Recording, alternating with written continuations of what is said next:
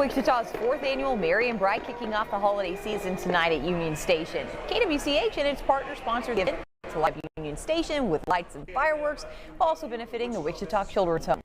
Attendees were asked to bring a new toy to donate to the Children's Home while enjoying the event that brings the community together. We use this as a fundraising event to bring brand new toys for the Wichita Children's Home. But we also want this to be an event for the community and kind of highlight downtown and how wonderful it is.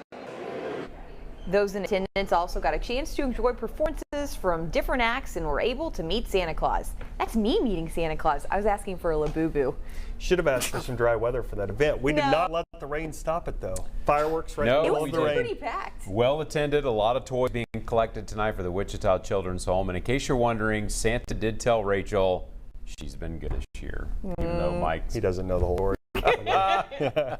Probably doesn't. I don't remember what he told me.